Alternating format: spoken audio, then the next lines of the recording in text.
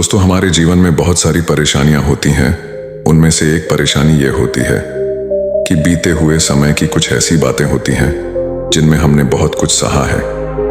कुछ ऐसी यादें होती हैं जो हमारे दिमाग से नहीं निकलती और हम बार बार उनके बारे में ही सोचते रहते हैं। दोस्तों, आज मैं आपको एक ऐसी कहानी सुनाऊंगा जिसे सुनने के बाद आप ज्यादा सोचना बंद कर दोगे। तो इस कहानी को बिल्कुल भी मिस मत करना। एक प्रोफेसर क्लास ले रहे थे।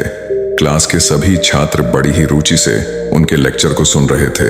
उनके पूछे गए सवालों के जवाब दे रहे थे। लेकिन उन छात्रों के बीच कक्षा में एक छात्र ऐसा भी था जो चुपचाप और गुमसुम बैठा हुआ था।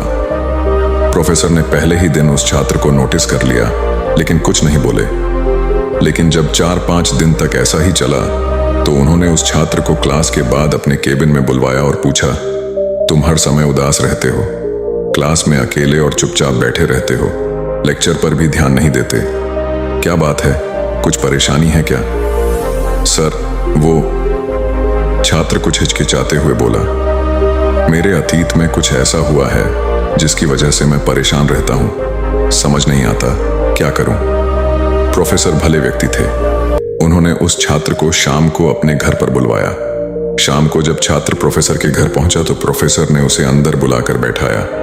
फिर किचन में चले गए और शिकंजी बनाने लगे। उन्होंने जानबूझकर शिकंजी में ज्यादा नमक डाल दिया।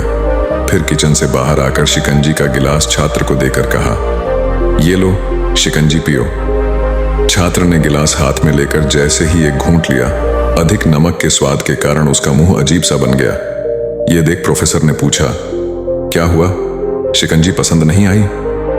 नहीं सर, ऐसी बात नहीं है, बस शिकंजी में नमक थोड़ा ज्यादा है। छात्र बोला, अरे अब तो ये बेकार हो गया, लाओ गिलास मुझे दो, मैं इसे फेंक देता हूं। प्रोफेसर ने छात्र से गिलास लेने के लिए अपना हाथ बढ़ाया, लेकिन छात्र ने मना करते हुए कहा, नहीं सर, बस नमक ही तो ज्यादा है, थोड़ी चीनी और मिलाएंगे तो स्वाद ठीक हो जाएगा।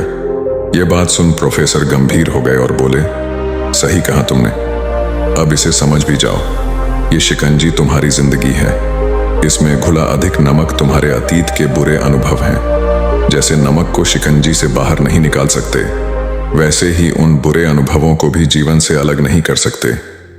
वे बुरे अनुभव भी जीवन का हिस्सा ही हैं।